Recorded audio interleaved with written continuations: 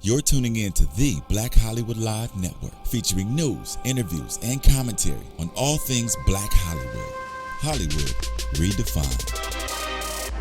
From Los Angeles, California, presented by Maria Menounos and streaming live thanks to Akamai Technologies. This is Black Hollywood Live. Next, featuring intimate and in-depth interviews with Black Hollywood's next edition of stars and influencers. Black Hollywood Live. Hollywood redefined. You're listening to Black Hollywood Live. And now, the host for Black Hollywood Live, next.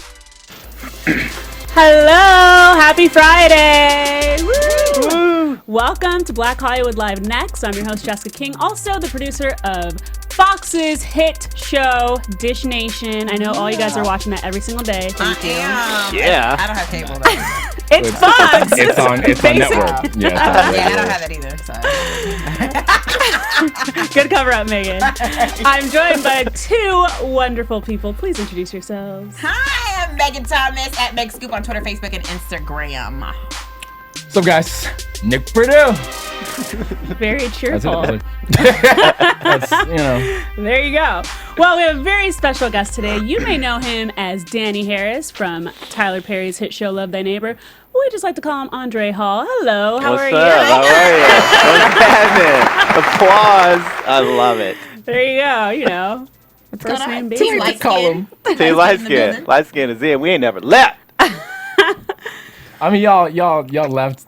You know, Yeah, y'all like left. early, Yeah. early 2000s. No one could find any of y'all, but Right. That's Make it a 2014. comeback. Yeah, 2014, y'all back. You know, Chris Yeah, Brown. yeah. You know what I'm saying? Well, no, Chris. That's you moved. You need to pump the brakes with Chris. He got some. You know, he working on it. But we praying for him. But you know, Rick Fox. You know, I mean, you got. yeah, him too. But you know, they're trying to do their thing. But you know, You don't seem too thrilled by Nick's choices. well, yeah, I mean, We'll it get back to it that. happened that way. I didn't really, have a choice. But you know, I'm Andre, so you know. There you go. Right. I'm Yes, gonna just be me. There you go.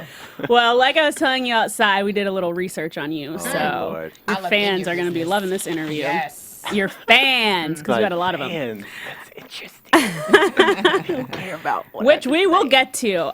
So first things first, as a kid, back in the day, you had big dreams of being a model, and you were actually like really successful for that. You had some big campaigns with Nike, Uggs, Bose. After like those big campaigns and all of that success, why did you decide to transition into acting? Well, I mean, as a kid, being from Indiana, it's not very much opportunity to do anything in entertainment. So when I told my mama, I was like, Mama, I want to do make-believe. She told me something that we shouldn't mention right now on, here. But, a lot of people, I've learned one thing is like when you have a dream, you got to sometimes keep it to yourself. Because people will always just try to dog you out, step on your dream because, either one, you going after it or you're not. But, I want to go to the moon. I want to do a snow angel on the moon. I want to, travel. I want to do all these crazy things. And I don't know why it was somewhere that it wasn't possible. So, I saw Mark Wahlberg do Calvin Klein underwear. And I was like, I'm going to do that one day. And then I saw, all this cool stuff. And, I would see it in magazines. I'm like, how is this not possible? Like, I need to be around this. So, I got older, and then being in Indiana, you can't do too much else besides, Midwest stuff. But yeah, I got to college, and I was just starting to feel the itch, and I thought baseball was going to be the way. Got drafted by the Braves out of high school. I went to college, played at Perdue University for a little while. Then I went to a couple other smaller schools, and I was like, I don't want to do this no more. I want to go to L.A. because this is where they said this is going to happen. So I took off to L.A. and, slowly but surely started modeling, started meeting people, and just slowly worked my way up until eventually my true passion of wanting to do make-believe finally manifested with Tyler Perry. So it's a blessing. Nice. Well, speaking of Calvin Klein ads and Mark Wahlberg, you've done your fair share of shirtless, greasy ads. Hey. A little oiled up, just a little shiny, gets it a little. He did? Let me see. What is it like to work in an industry where your body is most oftentimes the main subject? Well, It's interesting, but interesting in a good and a bad way. You just have to really be comfortable with who you are. You know, I think that's like the foundation for anybody that's great. They know exactly who they are, and they know what they're willing to do and what they're not willing to do. And when you have that, it's, you know, you just kind of got to learn how to play by their rules, but still hold your own integrity. And there's things I'm not willing to do. There's parts of me that I'm really not willing to show.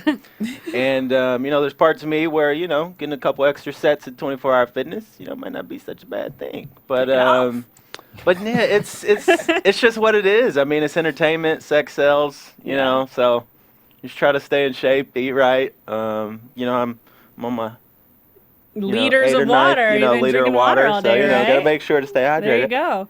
Do you think you'd go back to modeling? I think so. It's one of those things where you don't really fall out of it unless you just completely just don't want to deal with it. But I mean, I still do it now. I just shot a editorial campaign with Dolce & Gabbana. Oh. So it's like, okay, cool. Yes, let's make Keep it it happen. going, And that was yeah. just like on a random thing. Like I still go out for auditions just like everybody else. But a lot of people think that once you get on a show or, you know, you do something with Dolce & Gabbana or this or that your life is set. And everything is just good. And that's Still not gotta really work. the case. You know, it's like, if you're pulling in like Denzel money, Will Smith money, you know, doing, you know, those kinds of, projects on a worldly level. I mean, everybody aspires to that, but that's just not the case right now. I mean, I'm still grinding like everybody else. You know, I'm back in acting class, you know, back at the gym, like constantly. Just you're trying to just constantly get better and better and better. But yeah, I like modeling. I mean, there's a part of me that's ridiculously narcissistic, and but I just love to create. I love to emote. I love to anything artistic. Like I paint, I sculpt, Wow. dance, like anything I can artistic. Man, it just lights me up like a Christmas tree. It's good. It's really good. That's awesome. What kind of sculpting do you do? Mainly I just learned how to do it. I've just been taking a class, and you just go to the class, and it's like just making pots just to start off. Pottery. So like pottery, but eventually like you get into this one where it was so much fun. So I had I can see you lighting up. oh man, it was great because like you just have this big ball of clay and it stink and it's nasty and you all dirty and everybody's sweaty. It's like 98 degrees in the room. But once you get going and you start just playing around with it, you have no idea what you're gonna make, and then when it's done, you're just like, Wow. I created something. Like this is crazy. Like I don't know who's gonna buy it or where I'm gonna put this, but at the same time, it's just having that little moment of inspiration, knowing that you created something. Right. And it's just, man, it's everything. It's so right. Looking like you in a movie. Oh, Ghost. it's so right. Right. Ghost. Yeah, I know, right? I want to do that scene. Just come up and then just do it, and it's gonna be good. It's gonna be good. Creepy. Well, creepy, that's all right. Just a little bit, but it's a scene. You know, I don't do that in real life. You know, I'm just saying. Disclaimer. So, you know, yeah. So don't throw me under the bus and say Andre said. That's all right. Well, of course, with your modeling, there's been some fan response like, "Oh, yummy, sexy," these kind of words. Oh. Is it weird when people fawn over you like that, or is it something like, "Okay, I've achieved the status that I'm looking for"? I don't really know how to accept it because it's like I mean, to hear somebody say yummy like that. Oh yeah. What? You want it? All right. But it's one of those things where I don't really think of it that way. It's like I'm not trying to elicit a response out of you. I'm really just emoting. I'm just letting out what's in me to, you know, be free. But I mean, it's a blessing. It's a gift, and I'm grateful for it. But man, it makes me a little nervous because it's just like, man. I mean, I picked entertainment, so I knew I was going to be judged. But then at the same time, it's like, do I really want all this? I mean, you know, my mama going to see me. You know, I got my drawers on. I'm all lubed up. But it's you know, it's both sides of the coin. And you have to be willing to accept all of it or none of it. Right. So. Wow. Interesting. So you knew that you always wanted to be an entertainer, right? Yes. Play make-believe. Yeah. As you said. But you still decided to go to college. Mm-hmm. And you studied biology of all subjects. I know, right? So what made you study biology? About. You know, now it's like that is a fantastic question. Good question. But I mean, you know, when you're a little kid, what you want to be changes a million times per minute. You know, I mean, for about 20 minutes, you know, I was going to be a firefighter. Then I was going to be an electrician. Then I was going to drive dump trucks because, you know, I had little Tonka toys and it was awesome. But I always knew that I was going to be somebody great. Right. I didn't know how it was going to come, who was going to come through, when it was going to happen. But I've always had this in my head. It's like, man, I was put on this planet to do something magnificent. I don't know what it is or when it's going to happen, but I know it's going to be something. And, but, you know, that's dreaming. So to my family, it's like, that's a dream. What you going to do in real life? Because you got to pay rent, you got to do this, you got to do this, you got to do this. So to a lot of people in my family and friends, like, you know, being an artist is not a real job. Like, that's make believe. So it's like, all right, but I was originally going to be Dr. Dre, the real one. I was going to be a surgeon. And The real one. I just thought it was funny just to be like, oh, Dr. Dre. Like, that'd be kind of dope. Like, you know, like a real one. You have a But, card, the real. Yeah, the real Dr. Dre. But it was just something that I knew that I was good at was school. It's not necessarily like good at, but I literally just saw it as like, oh, I read this book. After a while, you're going to test me on it. Boom. If I get enough answers right, then thumbs up. You ain't going to tell my mom I did something stupid in class. So cool. All right. But it didn't light me up. Like watching a movie, oh my God. It's like lightning just surges through my body. But reading a book about cells and skin layers and, you know, all that, it was all right. But it didn't light me up like that. And I knew if I was performing surgery on somebody and my heart wasn't really into it, and like, what if I literally had somebody's heart in my hand and I was, you know what I mean? It's like, why are you doing this? Right. Like, why? What is your purpose? Like, what is driving you to do this? And it would have been money, security, whatever that means. Right. But I mean, in our society, man, it's like nothing's secure. That's true. Like nothing's like, you know, I know people who've been plumbers for 30, 40 years get a pink slip the next day and not even a thank you for your service or nothing. Right. Like people returning back from Iraq and the war, and I can't even get jobs, and it's just like, what is this? Like I don't understand this. So it really was just one of those things where biology, or but just being a doctor, like being successful to some people that means success. To me, it was just like kind of a boring job that I wasn't really inspired to do. So, you know, my true passion took over. Well, for an actor, you know, going to college isn't always the most common thing, as a lot of actors set their sights on Hollywood straight out of high school. Yeah. So do you feel with that education that you have a little bit of a different perspective on this path than others, or? I would say going to college is definitely an experience I think everyone should have. It was fantastic. It was great. I had the time of my life, and, you know, it was college. It was just fun. I mean, you're young, you're having a good time. I mean, daddy ain't around, do what you want to do. But then at the same time, I felt like I wasted my time and money. Mm-hmm. When I really, like, if I'm really being authentic about it, if I had to do it over, I wouldn't go to college. I would just go probably straight to LA or go to Chicago or New York or wherever, you know, I could be a part of doing what I wanted to do. But I think having the college experience and having that level of education to fall back on is a good thing for some people. Right. For me, I didn't finish my degree. I dropped out of school, pissed off my dad, something terrible. But, you know, we working on that. But I just knew what I was supposed to be doing, and going to school wasn't for me. Now, I'm not saying don't do that.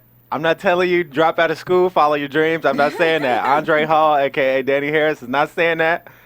I'm just saying it wasn't for me, but having that higher level of education is a very, very good thing. But I'll finish my degree. I only have about, according to USC, UCLA, and Pepperdine, I only have less than a year, but more than a semester, and I'd have a biology degree. So. Looking at the big schools. I Once you left, did you ever feel like you had to play catch up with everyone that was already in Hollywood that had?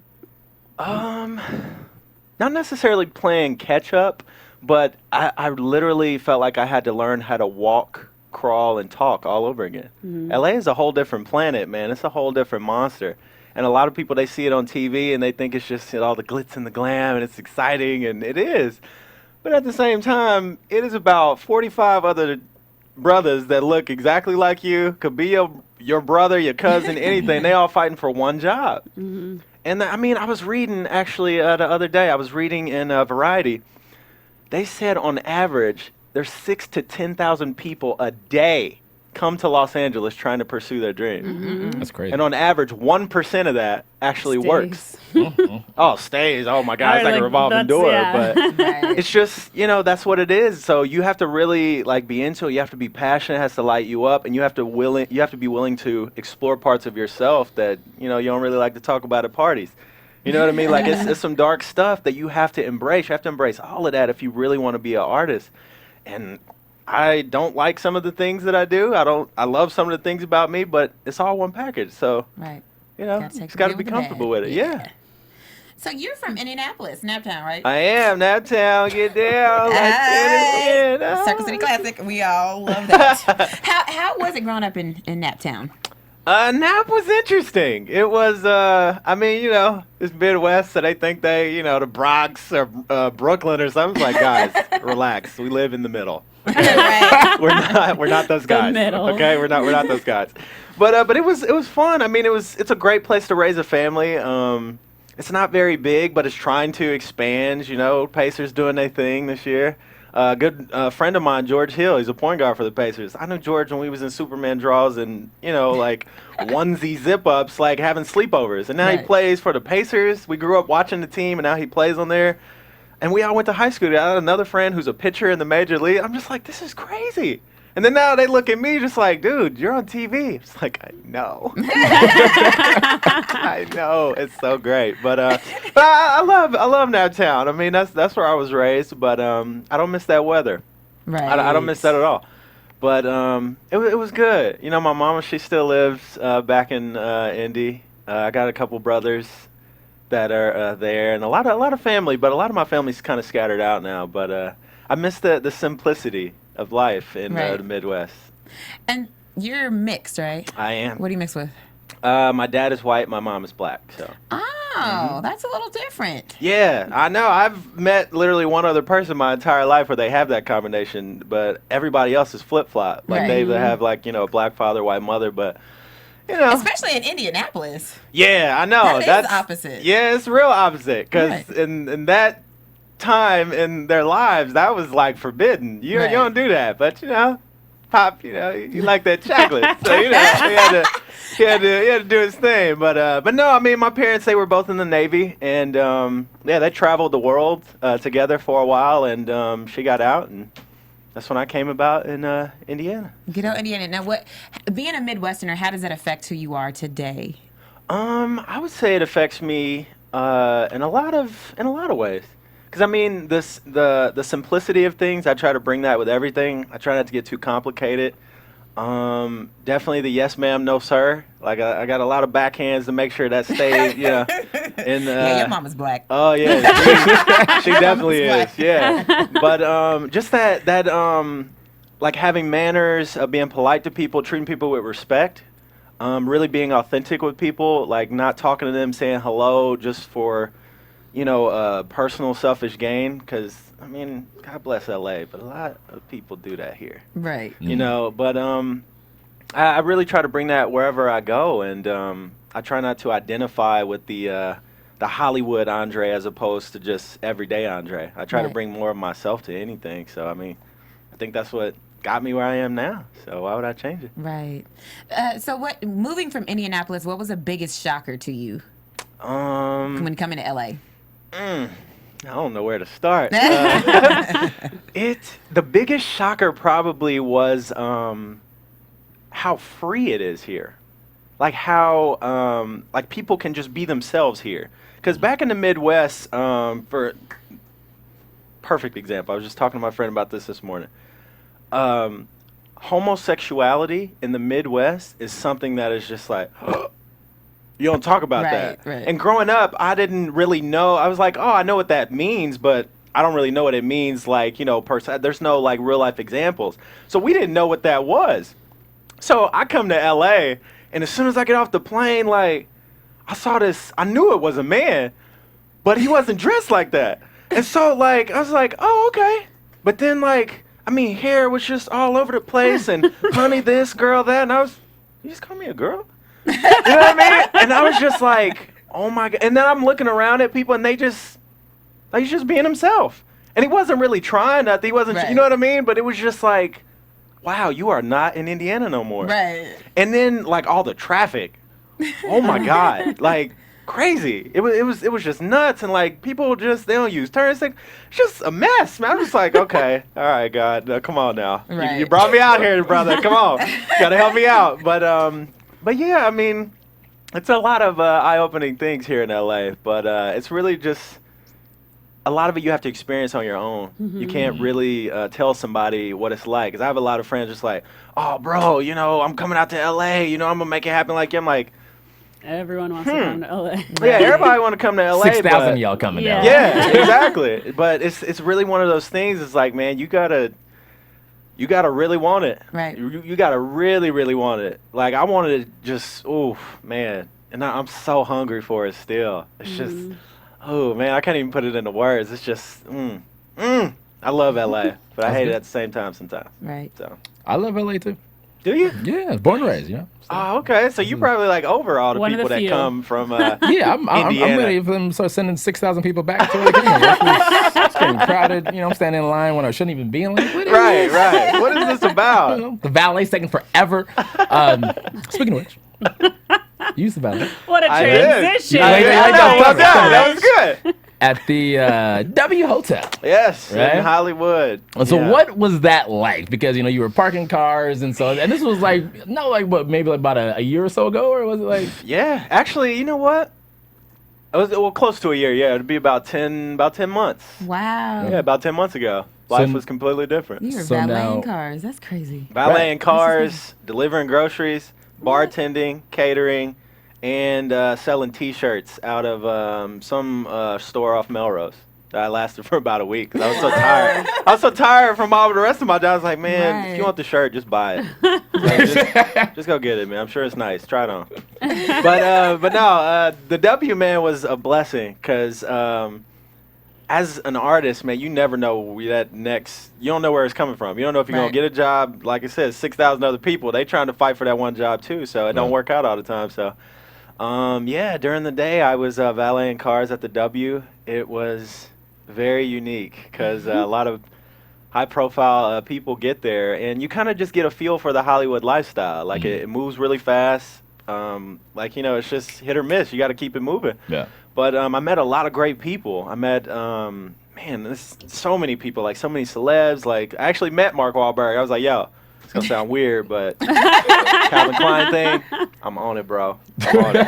It's a little weird. And he was just like, okay, you got the key to my car? So it's one of those things. I mean, you know, I met all kinds of like UFC fighters, people from the industry, like everybody. But then you just kind of, it's like, this is how it is. Right. Yeah. But I always had in the back of my mind, like, I'm not going to be parking your car forever. Somebody's going to be parking my car one day. Right. So just having that mentality, staying hungry for it, and meeting all these crazy people and all of that, it made it all worth it. Because now it's like, I thank God every day for that experience. Yeah. Every day. People fighting, just crazy. Oh, yeah. They get drunk and just... They think they can talk to you any kind of way. It's like, listen, I'm parking your car, all right?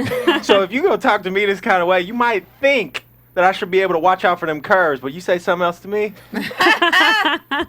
your rims might have a little scratch. I'm just saying. But no, most people are kind of cool, man, but people just get kind of self-righteous sometimes. So, you know, it's just something you deal with. Right. Besides Mark Wahlberg, was there anyone who, like, you got starstruck? You're like, oh my God, this is so-and-so. Oh, man.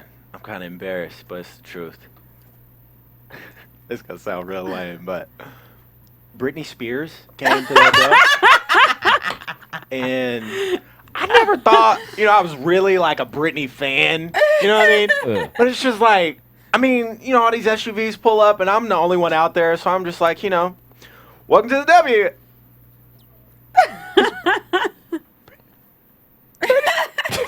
And she just jumped out and was like, hey, how are you? I was like, I'm good. You kind of country. Where you from? And so we just started talking, and she treated me like I was just a regular person. Like, she was just, like, really nice. And I was just, this is great. And then, like, you know, I guess it was, what was it, a pre-Grammy party that they were having at the W. So that was like, it was her, and then after that it was like Jennifer Lopez, Diddy, Jay-Z, Beyonce. Like they all just started trickling in. Yeah, but every time I seem to be the one opening their car door, and I'm just like, this is fantastic. Like I just thought I was gonna deal with some crazy people, but it was just a trip, man. But I don't know why Britney Spears it tripped me out. But now was it because we've seen Britney get out of cars and yeah, she. So was it like soccer mom Britney, or was it oops I did it again Britney? I need the paparazzi to take a couple pictures of me, Britney. It was Umbrella like Britney. It was more like oops I did it again, but she had that persona on, but when she got out, it was like all that got wiped away, and it was just this sweet little girl from, I think she's from the South or something. From Louisiana. Louisiana, yeah. Yeah, but then she turned it right back on as soon as the paparazzi started snapping. I was like, oh, okay. So that's how you're supposed to do it. Yeah. But then I was like, man, that's got to be lonely. Right. But, given her circumstances, maybe she felt that way. But, God bless her. She's doing big things now. Vegas show. Yeah. Which I did go see. But, I'm just saying, I was there. I was there. You know what I mean? It was like, opening night. Opening night? I was like the third one, but I have friends that are dancers, and I was supporting them. Right. They just happen to be on the same stage as Britney Spears. Random, right? Story. God, you gotta love the universe, man. What happens in Vegas stays in Vegas. We're not, But now, when you look back, right, at those days at the W, and you see where you are now, because you're still on the journey, but like, does it feel like weird? Does it feel like, oh my God, like someone could be opening my car door? You know what I mean? Man, it is just. It's like I don't even really have words to describe it, man. It's just been like a dream come true. Like everything, I make vision boards, and everything on my board came true last year. I mean, to the T, everything. And for so many years, I dreamed of it being that way, and then when it can't make me cry out here. When it finally came true, everybody that said you're not going to make it, everybody that said that's not a real job, everybody that just told me no. I thank God for everybody that's told me no and told me it wasn't going to happen and all this stuff, because, man, you can be wrong so many times, but you only need to be right once. Yeah. And when that happened, I was sprinting around that motor court at the W Hotel. I took my shirt off. I was helicopter. I done threw it. It was crazy. But it's just like, it is definitely a gift and a blessing to do what you love and to do it on this kind of scale that I get to do it on right now. Like, this kind of platform is just like, wow, this is good. But yeah. Yeah, it's real good. I'm about to cry. Shoot. Yeah. Like, it's great watching, talent really kind of emerge, kind of like out of nowhere, essentially. You know what I mean? And so, like, one of the first projects that you did was a short called Far. Yeah. And this thing won numerous awards and so many different film festivals, and it's only like 26 minutes long or whatever. Yeah, but, it's real short. It was such a good piece. Yeah. Right? And so, can you tell us a little bit about your character, David? David is very similar to Danny, actually. He's kind of like this computer nerd, comic book junkie, huge Star Wars fan, and just like an idealistic dreamer. Yeah. But, he keeps his head down all the time, like he just does what he's supposed to, and he's just this nice, sweet guy who just, like everybody in life, just wants to be loved. And so this one day, he's just like, feeling down and out, and a girl just asked him, hey, do you want to go on a date with me? And so he's like, okay, cool. So they go and they have the worst date ever. It's absolutely horrific. And, he's ready to just throw in the towel and be like, oh, this is horrible. But he really likes her. And he's just like, I want to, no, I don't want to give up on this. So they have a do-over. And so basically they erase everything that happened up until that point, and they just go and do everything. Like, they go to a silent film, they go and like play air hockey. They basically fall in love. And so by the end of the night, he finds out that she's an alien from outer space, and she only came to Earth to experience what love was like, and she chose him. So that's far. So yeah, it's so sweet. Like, it's such a feel good movie, and yeah, everybody it makes you feel really, really good. So grateful to be a part of it. Yeah. That's sweet. Well, you currently star as Danny Harris in your first major TV role. Congratulations. Thank you. Yay. Love Thy Neighbor. Great show. Yes, Walk us thank through you. this audition process. Like, did you audition for Tyler Perry? I did. And that, oh God. Oh Lord. It was very, very unique. But actually, you know what? It's funny because the day that I got the call that I was going to audition for the show, I had my transcripts in my hand. I was going to quit acting forever. Wow. I did. And that's why I said Pepperdine USC, because I had I was about to take them all and mail them out to them, because I was going to go back to school. I was like, you know what?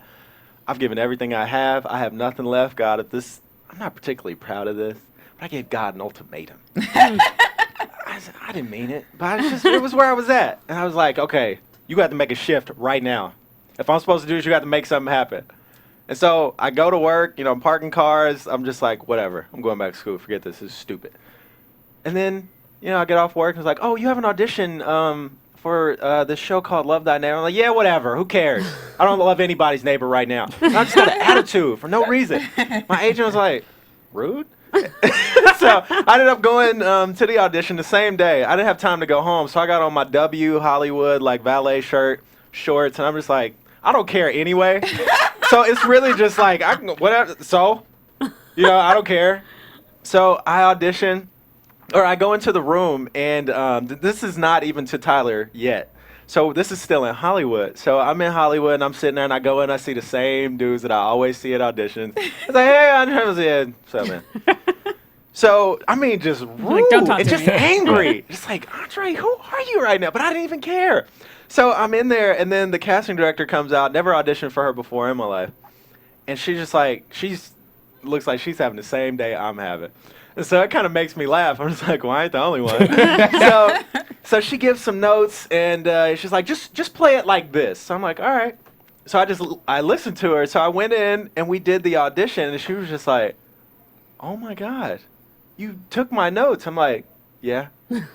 She's like, thank you so much. Like, finally, Tyler's going to love you. I'm just like, yeah. I got to go to my other job. But it's nice to meet you. And I leave. And, in my car, I was like, Andre, you were just not a nice person today. So the next day, or 2 or 3 days go by. So then I get the call at my job. I'm back at work again, of course, parking cars. And I have 40 missed calls, 15 voicemails. And I'm just like, do I owe anybody money? What is this about? But it was my agents, and the owner of my agency was like, Andre, you need to get to LAX ASAP because Tyler personally requested for you to fly to Atlanta to read for him. And I was like, if you're lying to me, I'm just not in the mood. Just don't. It's not the time. It's like, I'm serious. You need to get to LAX ASAP. So again, I have, I think I had just a pair of jeans and a T-shirt, and then my uniform for work. At the time, I was living in Van Nuys. Trying to get from Van Nuys to LAX in the span of an hour and a half wasn't going to happen. Right. Yeah. So I just went straight to LAX. I jumped on the plane. We got down to Atlanta, and by the time we got to Atlanta, it was 2 a.m. So they tell us when we get off the plane, oh, by the way, you're first to audition at 6 a.m. with Tyler. It's already 2 a.m. I was like, it just keeps getting better and better. And also, there were 15 pages of new dialogue that I got when I got off the plane. Oh, wow. So I'm like, it's 2 a.m., 15 pages of new dialogue, plus the dialogue we already had. It was like, you're the first to audition. I'm like, all right. So lo and behold, I didn't know there were 15 other guys that he flew down to Atlanta. So I stay up just pretty much all night just getting off book for learning all the lines. Mm.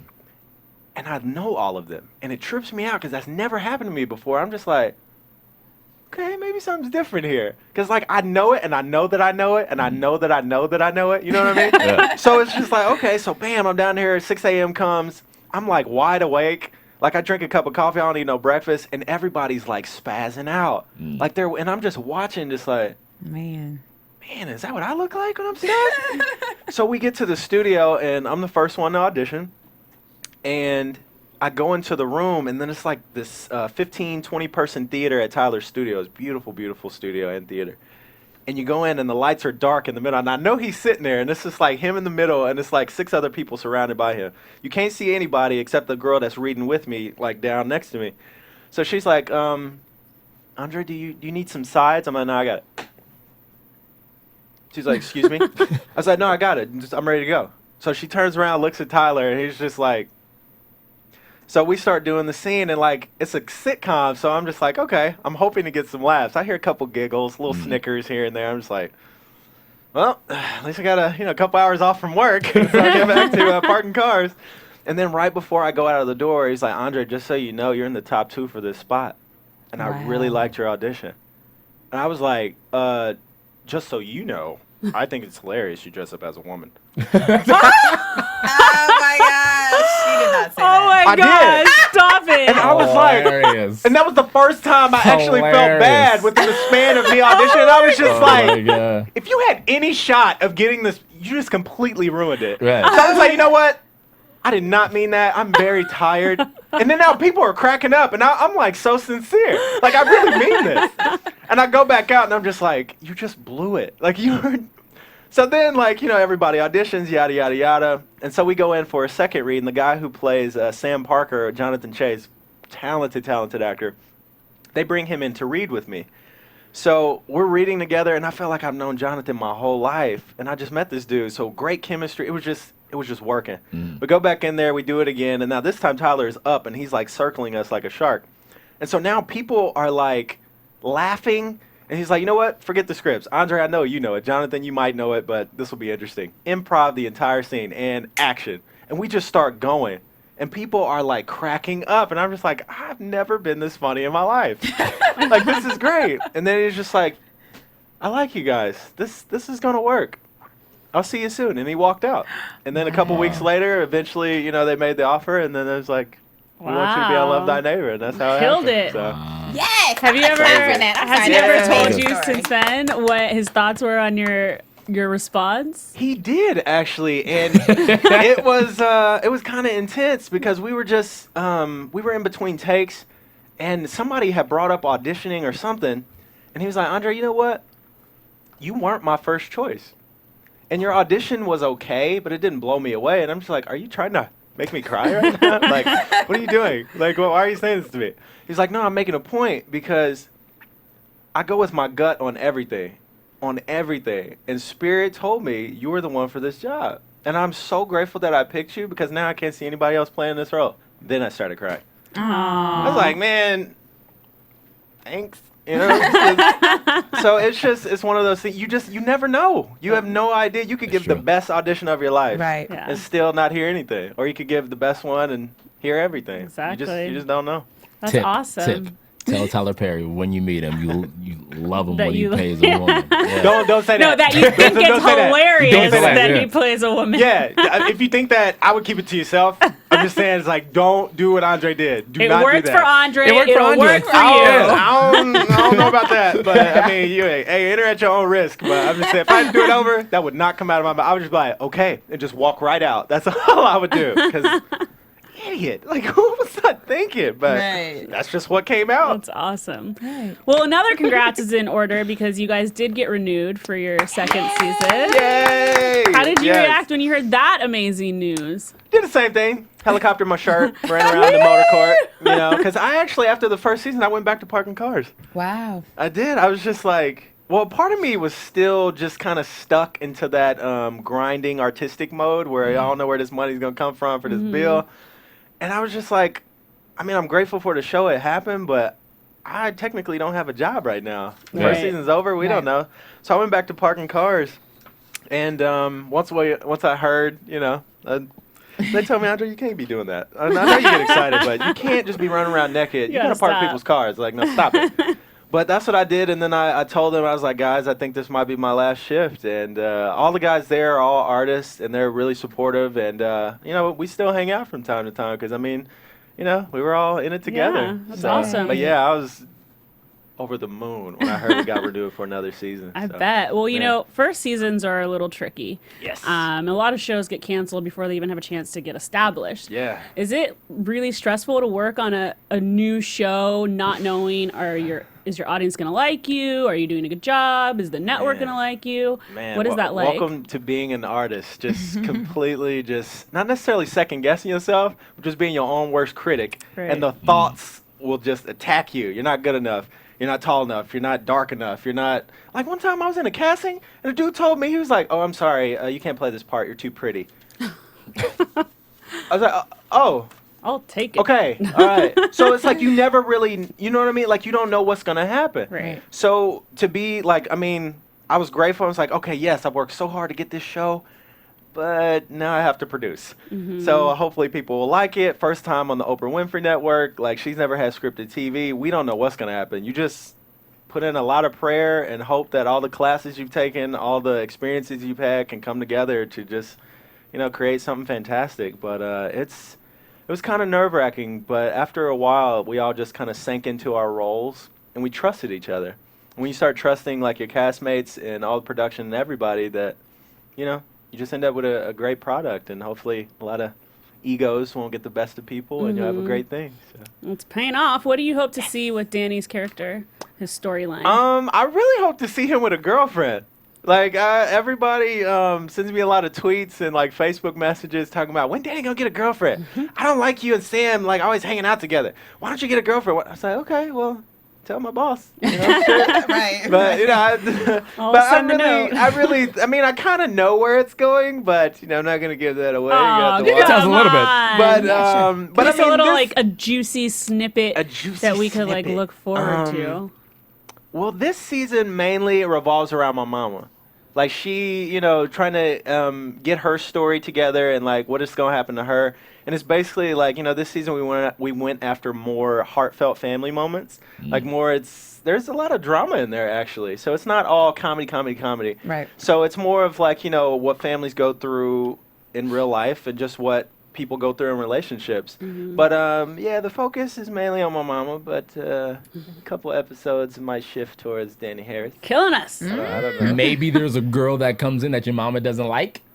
It could be. And you're like, and I love her mama. She's like, well, I don't like her, you know. Yeah, you know, the tables could turn, but I don't know. Stay tuned. Right. So Love Thy Neighbor is the second highest rated show on OWN, right behind The Haves and Have-Nots. Yeah. Before these shows, OWN was kind of struggling. Do you think that not only your show, but The Haves and Have-Nots have helped the network do a lot better? Well, I think it's definitely contributed to, you know, a wonderful thing that Oprah has with her network. I mean, some people say it was struggling. I don't think it was struggling, considered, like Oprah is just Oprah. Right. Like, people just love her, but they love her as a daytime talk show host. Yeah. So now that she's doing something different, of course people are going to criticize it. People Right. criticize Tyler's work all the time because he doesn't follow Hollywood, and he's a genius. Right. TP. That's how you keep your job right there. But yeah, I mean, the highest numbers she's ever had. I mean, it's just, thank you God. You know, it's definitely helped. Like, it's brought more viewership to her network. Right. It's kind of expanded it because the demographic is for, I believe, middle-aged women. So now that, like, you know, like men and people of all ages are watching this, but that Haves and Have-Nots, that show is nuts. Right. Like, Yeah. it's crazy. I'm a Yeah. fan, and I work with these people, like, all the time. It's like, yo, what's going to happen? I don't think Veronica's going to let that happen, you know? And I'm Right. talking to Veronica, but that's her character. She's like, Andre, I'm Angela right now. Right. Stop calling me Veronica. You know? But it's just one of those things, like, when you have a good thing, like, of course people are going to flock to it, Right. but I'm so grateful to be a part of Oprah Winfrey Network, man. Just that whole family, like, everybody embraces you. All the shows, all the everybody. Like, it's special. It's really good. Knowing how important the show is for the network, is there added pressure for you guys to succeed? I don't think it's added pressure other than the pressure that as artists we put on ourselves. I mean, you know, we've had 2 very successful seasons, and hopefully we'll have many more. But you know, you just got to be in it for the moment. Like, just live for this moment right now, because this will never happen again. having this amazing conversation with just 3 amazing individuals. This will never happen again. Well, not 3. Well, we could arrange but, you know, that. we got. But it's just you have to really just be present for that moment and just enjoy the journey. You know, I don't know what's gonna happen. You know, they could be like, we don't like this show no more. Or they could be like, okay, renew 20+ seasons. You know, you don't know. No. You just really just try to give it your all and just have fun doing it. And that's exactly what I'm doing. I'm having a good time. I see. That's good. Well, you know, Tyler Perry, or TP, as you call him. TP. He's a giant, you know, in this industry. Like literally, he's literally like 6'8", like 6'8". Yeah, he's like tall. He's he's a big dude. But what have you learned from working with him? Man, one nugget. If you could give us one nugget, one little nugget. Probably to always, no matter what, no matter who you're talking to, where you are, to always be yourself and trust yourself. Like he's always saying, just like, Andre, just do it. You know what you're doing. Because like when I was studying in school, I just did all dramatic stuff. I've never done comedy in my life. And so, wow, first big gig of my life, and it's a comedy? Really? Is this like a sick joke that you're doing to me? You know what I mean? Yeah. So, like, when he hired me, I was just like, oh, my God, like, what am I going to do? Because I've never considered myself funny. I've never done comedy in my life, and it scared me. And so when I went to try and take a class, Tyler was like, don't do that. I was like, why? It's a class. He's like, no one can teach you how to be you. Nobody can teach you how to be you. Nobody can play you like you can play you. You know what you're doing. Trust yourself. Yeah. And the more I do that, the more I just like loosen up. And I just like, he always says, spread your wings. He's always saying, it's like, Andre, spread your wings. That's like, awesome. All right. Yeah, man. Right. It's good. Because like I always keep that in the back of my mind. Just like whenever I'm feeling self-conscious or nervous or scared, it's like, just spread your wings. You know what you're doing. I honestly just wrote that down. Trust yourself. Right. Trust yourself. Very you have cool. to. Now you're working with, you know, two of the biggest names in the black entertainment industry, you know, with Tyler Perry and Oprah Winfrey. Did you think that you would ever be associated with both these people? I wouldn't say I thought that. I dreamed of it. It was on my vision board. I was like, did you have their faces? I did. I had their faces. I had it was like their face, Tyler Perry Studios logo, Oprah Winfrey Network logo. Wow. Because I knew, I was like, man, I want to just work with it. I don't know how, I don't know what way, but I'm going to be friends with these people. Yeah. I'm going to talk to them. We're going to hang out. That's what we're going to do. Yeah. And like 3rd day into filming, she came to the set, and I was just like, it's crazy. Yeah, like she like. I would die. Which what was crazy is she didn't really say a single word to me, but she said it without words. Like she came into the door, and I'm just like. Oprah, you know, it's like, oh wow, it's you. It's like crazy. And so she walked up and she's just like looking at me and she's just smiling, like she didn't say nothing. She pinches my cheek and takes my hand and is just holding my hand. It's like, thank you guys so much. I'm so grateful you're a part of my network. No makeup, just like jogging outfit, completely humble. She looked like a little girl. Just so sweet. Yeah. And she held my hand and we prayed. And then Tyler Perry walks around, grabs my left hand. So I got Tyler Perry in my left hand, Oprah in my right hand. I'm just like, where can I go wrong? Like, this is magnificent. Right. And then after that, like, she takes my hand, kissed it, and just walked away. And I was like, that might have been the most amazing thing that has happened to me. And I'm never going to wash my hand. Like, that was outstanding. And she didn't say anything but said everything at the same time. So I'm telling you, man, if you dream it, you just got to be open for how it's going to show up, because I didn't know it was going to show up like this. Right. I just knew I wanted to meet him, so bam. Just write it down, make a plan. Right. Yeah, and just believe it. Yeah. That's the main thing. Like, you can write something down all day, but if you don't believe it, you're wasting your time and your ink. Right. You know what I mean? Right. So you just have to, like, believe it, visualize it, and just see it happen. And, watch it unfold. I'm telling you, when it unfolds, you'd be like, wow. Right. It's great. A lot of people would love to be in your shoes. What do you tell them when they ask you, how did you get here? I just tell them a lot of prayer, a lot of determination, and a lot of willingness to be more open than you ever have been before. Because people really think that they got it figured out. Like, everybody who comes to Hollywood, you can't tell them they're not going to come and be instantly successful. Right. And it is a very harsh reality check when that does not happen.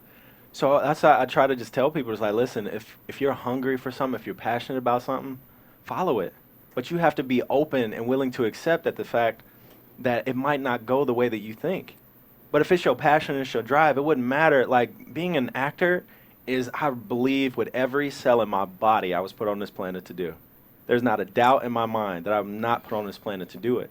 So whether I'm doing this on plays for churches, you know what I mean? Like, or whether I'm on TV with Tyler Perry, or whether I'm global with Denzel and Will Smith, I get to do what I love. And Right. that's what makes it special. It's not how much money you make. It's not the people you meet. It's not about praying with, I mean, that's kind of cool to pray with Oprah. But it's not about that. It's really following your passion, because it's never work. Right. Like, I'm not working. Like this, I'm playing. And somebody pays me for it. Like, this is great. Oh, oh, it's so good. It's so good. But you just have to just be grateful, man. Gratitude multiplies everything. Right. Were you a fan of Tyler Perry before you started working with him? I was. And a lot of people, I'm from Indiana, so everybody loved his plays. Right. But I was just like, I just want to work with him. Like, I would like to do a play, but I was like, I just want to be around him. Like, he seems like such a genius. And he is. And, like, he's a Virgo just like me. We have so many things in common. I mean, I ain't got the billions yet. Right. But, Yet is the key it's word. just, it's one of those things. It's like, man, you look at somebody and you think, oh, well, he's this icon. He's so much different than me. When really, we're exactly the same. Right. We're exactly the same. So it's good. Well, that's good to know, because Tyler, you're on my vision board too. Just want to put that out there. And Oprah. And Oprah. Thank you. Earlier you mentioned, when you got the call for the audition, you were about to give up, like you were done. I was And now finished. you are seeing these amazing successes. Do you ever think back, like, what if you had really given up? Like, what if you had just quit right then and there, not gone on that audition, and just been like, screw it all? No. Because I would always have these little bouts in my mind. It's like, well, I'm going to show life. I'm just going to buy a ticket. I'm going to go back home. It's like, who are you talking to, one? And then number two, it's just like, who is that going to hurt besides yourself? Exactly. You know what I mean? But it's one of those things. It's almost like that had to happen in order to get, like, to be catapulted in that. You know what I mean? My, he's kind of like not necessarily a life coach, but he's my godfather. And I just respect this man and I love him to death. And he told me, he's like, Andre, if you look at a flower and before it blooms, it's just this little bulb. It's not really attractive. It's not really pretty. It doesn't get off a beautiful smell. But over time, it blossoms and it's beautiful. But if you try to rip that open before it's ripe, you're going to kill it. It's like, be the blossom. And just allow yourself just over time to just let it happen. And then when it gave me so much peace. But so I just have to keep reminding myself, because there's some days where I want to quit now, even though I am being very successful. It's sometimes it's like, man, and then I'll just have a little temper tantrum, and then I'll think about it. I'll even go and pick a flower, or I'll buy some and I'll put them in my house just to make sure. It's like, Andre, relax, brother. You all right? Right. It's gonna be okay. But that was such a powerful metaphor for me, because I was like, that's so true.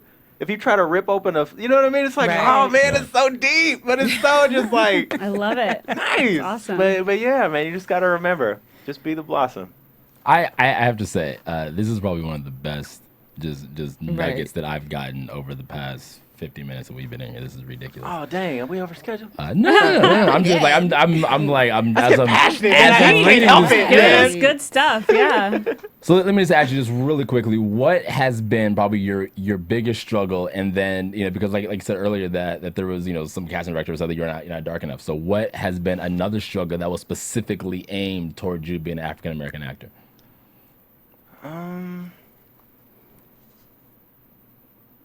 Probably measuring my blackness.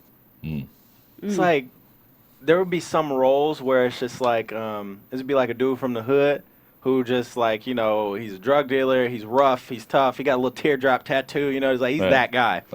And then they'll let me audition for it, and I'll do my thing, and it's like, oh, that was great, but you're just not black enough. And that's being mixed. Oh my God. I was like, dang, I still got to fight this now, even though I'm doing make-believe? It's like, what is this? And that's been an issue that I've struggled with, but an issue that bothered me for so many years of, like, really accepting who I am. Cause like being mixed, man, it was tough. Like even in Indiana, cause all my friends were just black. Like I didn't know a single mixed person, so I thought I was always an alien. It's like, oh, Andre, he different. He like Pink Floyd, Led Zeppelin, and the Beatles. I was like, I like Jay-Z, Biggie, Tupac too. Right. Like why can't I like everybody? Yeah. But it's like it never goes away. But the more I embrace who I am, it's just like it don't matter no more. This part, if it's for me, it'll be for me. Right. Yeah. But I've stopped questioning myself. It's like, okay, are you good enough? Are you black enough? Are you light enough? Are you this enough? It's like, I'm me. Right. Period. Right. You either like it or you don't. But It's I sad hope that you we do. still have to go through that. Yeah. Yeah. Tell us a little bit about your upcoming movie, Alien Theory. Oh man, it's fun. It's very different from Love Thy Neighbor and Danny Harris, but it's kind of like a futuristic thriller. I think it's set in like 2146 or something. I play like this mad scientist kind of character who's like a scavenger and possibly a drug addict. We don't know, but it's really great. I think people are gonna enjoy it, and it's a different character, but I literally can't talk about it at all. Aw.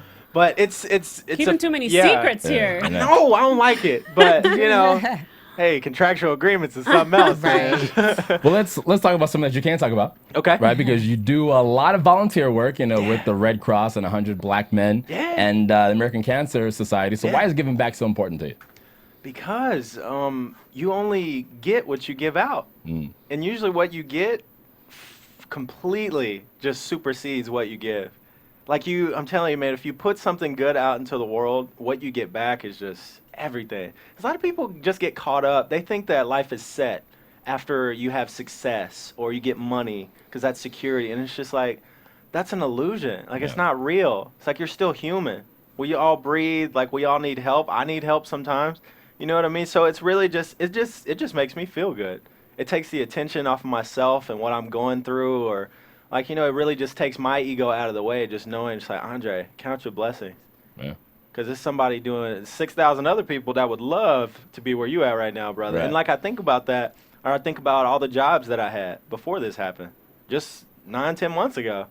I mean, it could happen that I have to go back. Ain't no shame in my game. I will gladly go back and park more cars. Still volunteer and still do what I got to do. Right. Because that's just the kind of person I am. I just like to help people. Right. I'm a Virgo. Get it?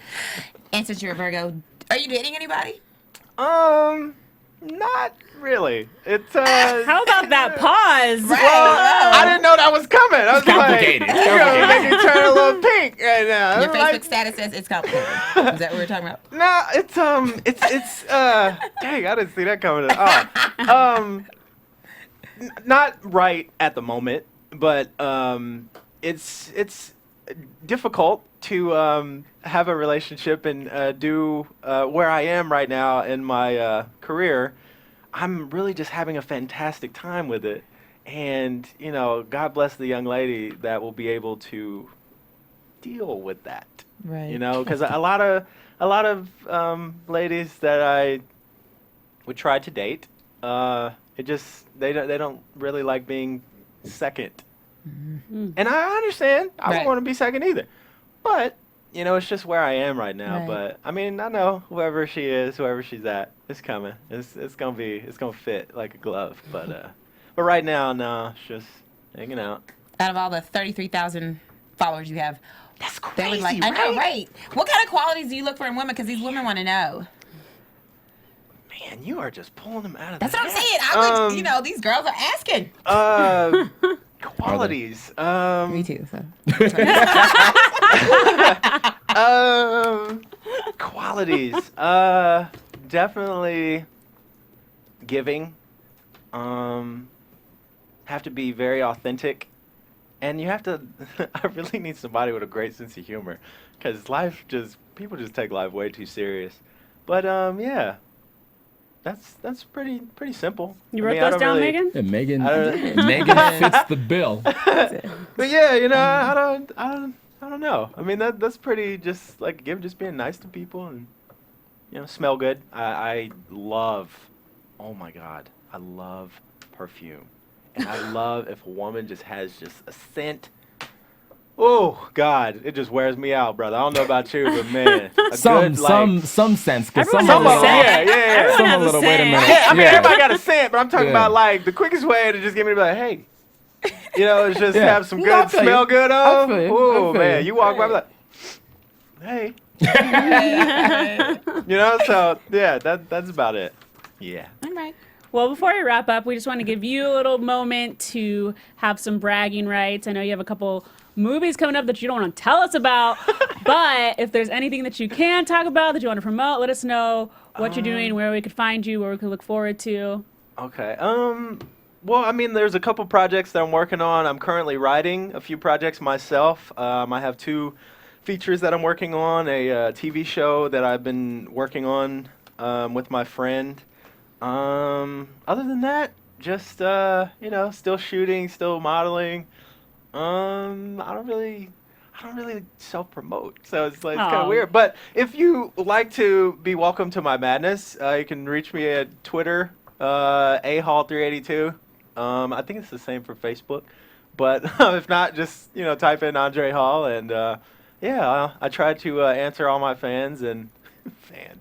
That's funny. I try to answer everybody, and just thank you so much. I'm so grateful for all of this. Thank you guys for having me. Well, This has thank you been for fun. joining us. This has Yes. been a very enlightening and fun has. interview. You Yeah. have some really good stuff to say, so we're excited to have you. And Thank thank you guys for joining us. Where can we find you guys online?